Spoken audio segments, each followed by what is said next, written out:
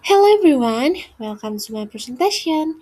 In this occasion, I will present about biochemistry 9 study worksheet on the topic of amino acid metabolisms and the urea cycle. Okay, before that, let me introduce myself. My name is Kadekita Putri with last 1014. Without further ado, let's begin the presentation. Here, there is a case. A 40-year-old male patient presents with confusion and decreased level of consciousness, elevated blood ammonia levels or hyperammonemia, and a history of liver dysfunction. Laboratory results show low urea levels, elevated levels of certain amino acids in the blood, and abnormal enzyme activity in the urea cycle. The doctor suspects a disorder in acid metabolisms and diurea cycle. Di sini ada sebuah kasus di mana seorang pasien laki-laki berusia 40 tahun mengalami kebingungan dan penurunan kesadaran, kadar amonia dalam darahnya meningkat atau hiperammonemia, dan riwayat gangguan fungsi hati. Nah, hasil laboratorium menunjukkan kadar ureanya rendah, peningkatan asam amino tertentu dalam darah, dan gangguan aktivitas enzim dalam siklus urea. Nah, dokter menduga adanya gangguan pada metabolisme asam amino dan siklus urea. Okay, first question about concept of amino acid metabolisms.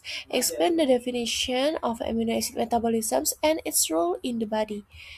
Okay, understanding amino acid metabolisms is the entire process of using, forming, and breaking down amino acids in the body. This process includes amino acid and protein synthesis, transamination and deamination, and nitrogen disposal through the urea cycle. And its role: first, protein constituents, energy sources, formation of important compounds, and maintaining nitrogen balance. Jadi, yang pertama tentang konsep metabolisme asam amino. Jelaskan pengertian metabolisme asam amino dan perannya dalam tubuh. Nah, metabolisme asam amino adalah seluruh proses penggunaan, pembentukan, dan pemecahan asam amino dalam tubuh. Jadi, proses ini meliputi sintetis asam amino dan protein, transaminasi dan deaminasi, dan pembuangan nitrogen melalui siklus urea. Nah, perannya dalam tubuh yang pertama penyusun protein. Nah, asam amino digunakan untuk membentuk protein tubuh seperti otot, enzim, hormon, dan antibodi. Yang kedua, sumber energi. Nah, jika diperlukan, asam amino dapat dipecah dan rangka karbon digunakan dalam siklus Krebs atau gluconeogenesis untuk menghasilkan energi. Yang ketiga, pembentukan senyawa penting. Nah, asam amino menjadi prekursor berbagai molekul seperti neurotransmitter, hormon, dan nukleotida, dan terakhir menjaga keseimbangan nitrogen. Nah, metabolisme asam amino membantu mengatur pembuangan nitrogen berlebih melalui pembentukan urea. Okay, second question about amino acid biosynthesis.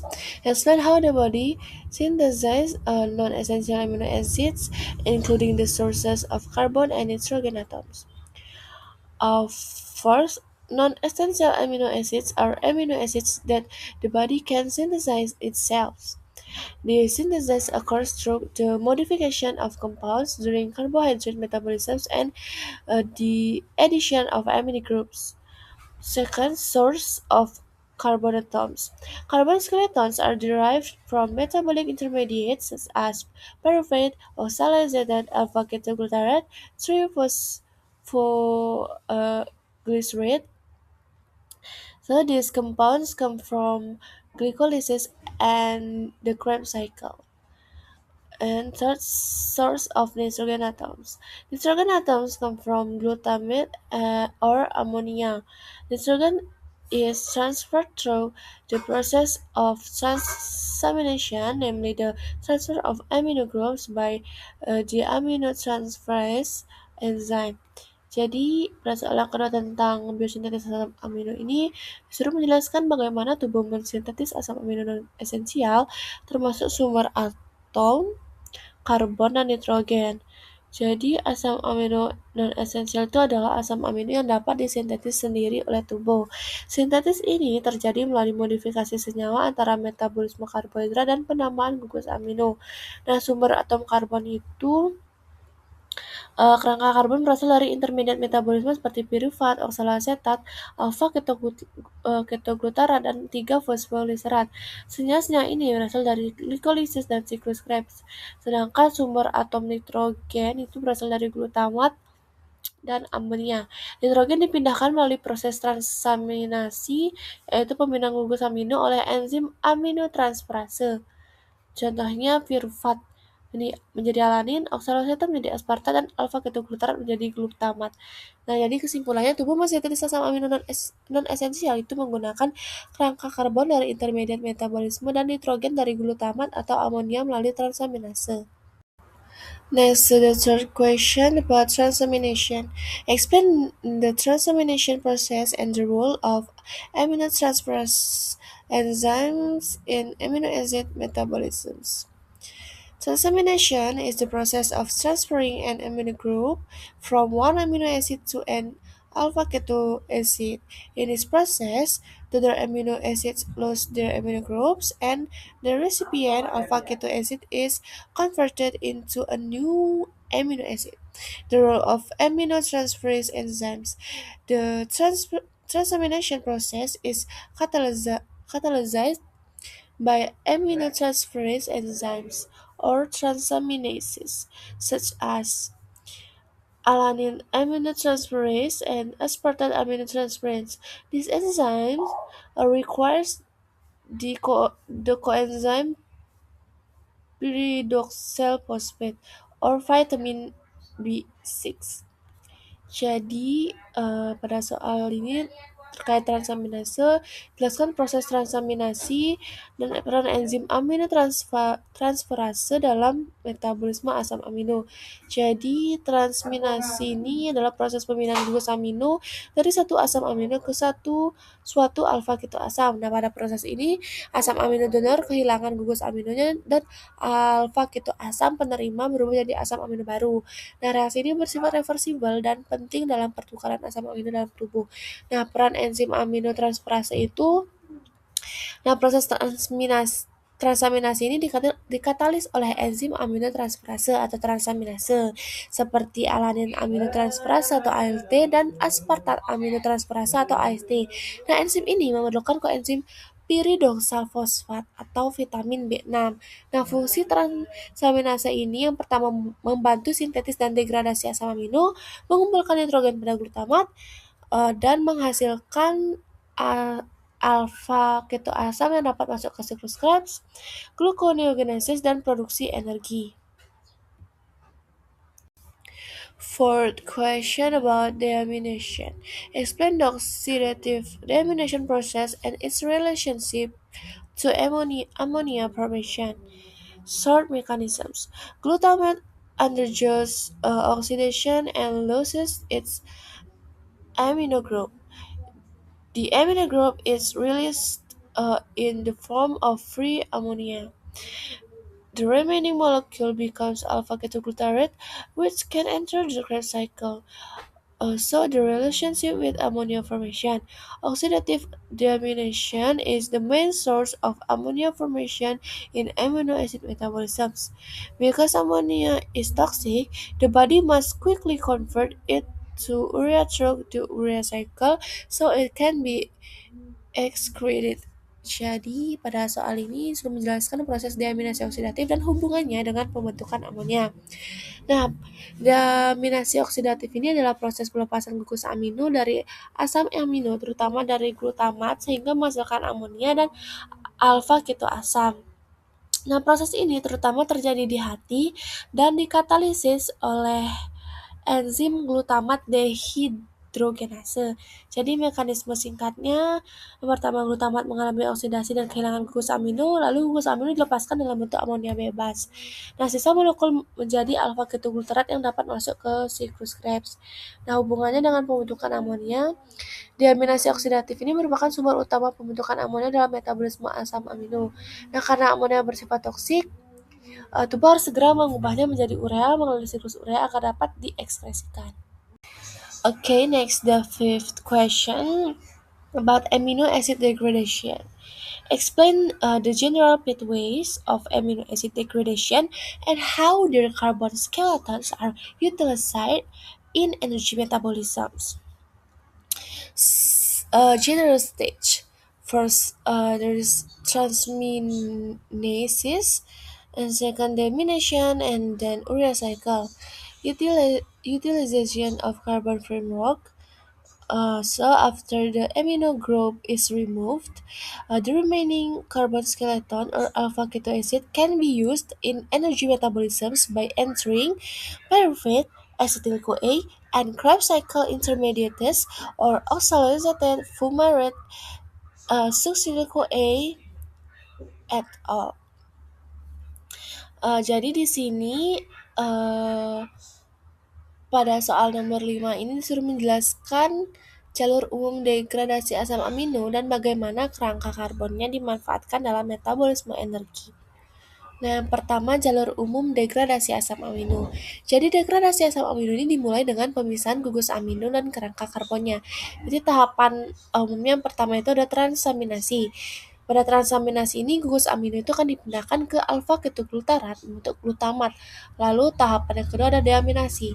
Jadi glutamat mengalami deaminasi oksidatif menghasilkan amonia dan alfa ketoglutarat. Lalu tahapan terakhir yaitu siklus urea. Nah, amonia yang toksik akan diubah menjadi urea untuk diekskresikan. Nah, pemanfaatan kerangka karbon. Jadi setelah gugus amino dilepas, kerangka karbon atau alfa keto asam dapat digunakan dalam metabolisme energi dengan masuk ke pirufat, asetil-CoA, dan intermediat siklus Krebs atau selasetat, fumarat, succinyl-CoA, dan lain-lain. Nah, fungsi metaboliknya, jadi kerangka karbon ini dapat menghasilkan ATP melalui siklus Krebs, digunakan dalam gluconeogenesis bentuk glukosa, dan diubah menjadi asam lemak atau badan keton.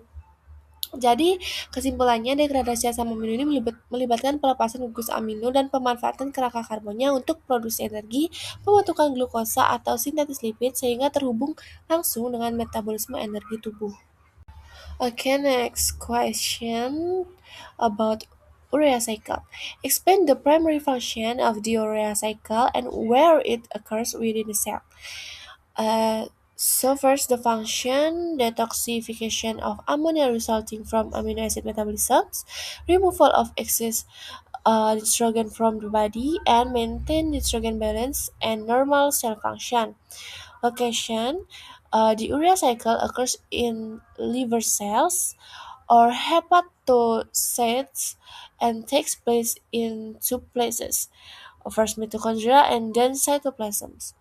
Jadi pada soal ke-6 ini mengenai siklus urea, sudah menjelaskan fungsi utama siklus urea serta lokasi terjadinya dalam sel. Nah, fungsi utama siklus urea ini berfungsi untuk mengubah amonia yang bersifat toksik menjadi urea yang lebih aman untuk dikeluarkan melalui urin. Nah, fungsinya yang pertama itu detoksifikasi amonia hasil metabolisme asam amino, lalu pembuangan nitrogen berlebih dari tubuh, dan menjaga keseimbangan nitrogen dan fungsi normal sel. Nah, lokasi terjadinya itu terjadi di sel hati atau hepatosit dan berlangsung pada dua tempat. Yang pertama itu pada mitokondria. Nah, ini pada tahap awal pembentukan karbamoil fosfat, lalu pada sitoplasma ini tahap lanjutan hingga terbentuknya urea. The next question about stage of the urea cycle. Briefly outline the main stage of the urea cycle.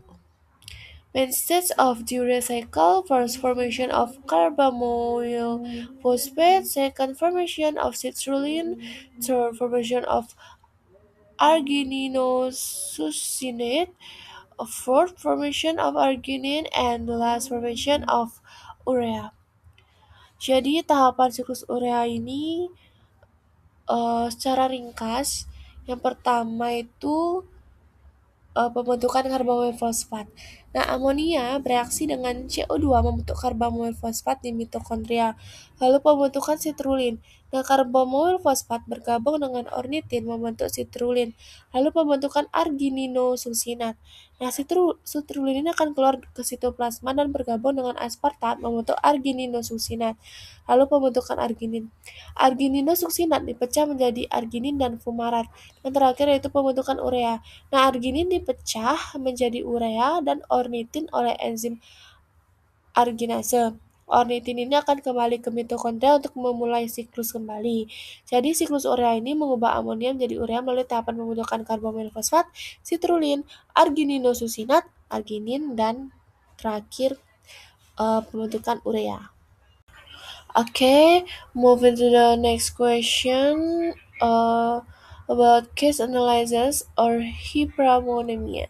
Why can a disruption in the urea cycle lead to elevated blood ammonia levels and impaired brain function?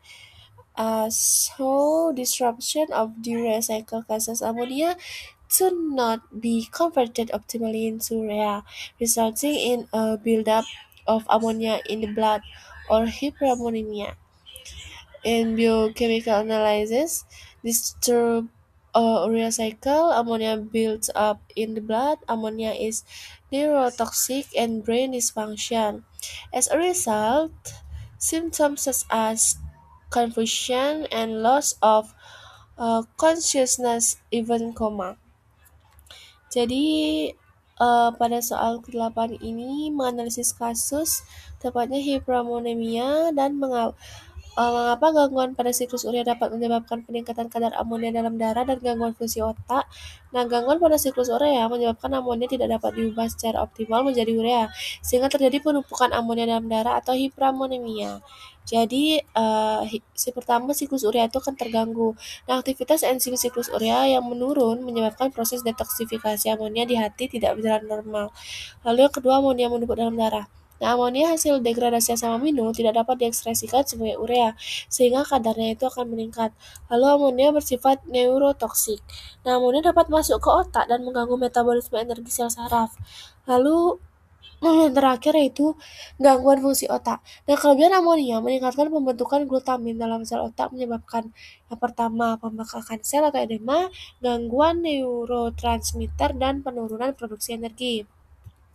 Akibatnya muncul gejala seperti kebingungan, penurunan kesadaran, bahkan koma. Jadi, gangguan siklus urea ini menyebabkan amonia itu tidak dapat didetoksifikasi menjadi urea sehingga terjadi hiperammonemia yang bersifat toksik bagi otak dan menyebabkan gangguan neurologis. Okay, the ninth question about nitrogen balance. Explain the concept of nitrogen balance and the condition that cause an imbalance. So nitrogen balance is the state of comparison between nitrogen that enters through food proteins and nitrogen that is excreted through urine, feces, and sweat. Types of nitrogen balance: positive balance, negative balance, and neutral balance. Cases of imbalance: insufficient protein intake, increased breakdown of body proteins, liver or kidney disorders, metabolic stress and disease, and activity of catabolic hormones, example cortisol. Jadi, pada soal ini disuruh menjelaskan konsep keseimbangan nitrogen dan kondisi-kondisi yang menyebabkan ketidakseimbangan. Nah, keseimbangan nitrogen ini adalah keadaan perbandingan antara nitrogen yang masuk melalui protein makanan dan nitrogen yang keluar melalui urin, feses, dan keringat. Nah, karena nitrogen terutama berasal dari protein, keseimbangan ini mencerminkan kondisi metabolisme protein tubuh. Jadi, jenis-jenis keseimbangan nitrogen itu ada 3. Yang pertama, keseimbangan positif, di mana nitrogen masuk itu akan lebih besar daripada nitrogen keluar. Nah, ini terjadi saat pertumbuhan, kehamilan, pembuahan jaringan, dan pembentukan massa otot. Sedangkan keseimbangan negatif itu saat nitrogen keluar itu lebih besar daripada nitrogen masuk. Ini terjadi saat puasa atau malnutrisi, penyakit kronis, trauma atau infeksi, dan degradasi protein meningkat. Sedangkan keseimbangan netral itu, nitrogen masuk itu akan sama dengan nitrogen keluar. Ini menunjukkan kondisi normal. Nah, apa sih penyebab ketidakseimbangan? Penyebabnya itu yang pertama bisa terjadi karena asupan proteinnya tidak cukup, peningkatan pemecahan protein tubuh, gangguan hati atau ginjal, stres metabolik dan penyakit, serta aktivitas hormon katabolik, misalnya kortisol. Okay, the last question about metabolic integration, explain the relationship between amino acid metabolisms, the Krebs cycle, and the urea cycle in maintaining homeostasis in the body. So first, amino acid metabolisms. Amino acids can be used for protein synthesis or broken down to produce energy. During their degradation, amino groups are removed through transamination and deamination, resulting in ammonia and carbon framework or alpha keto acid. Second, relationship with cyclus Krebs. The carbon skeleton resulting from amino acid degradation enters pyruvate, acetyl-CoA, or Krebs cycle intermediates. This compound is used to produce ATP through energy metabolism and then last relationship with urea cycle.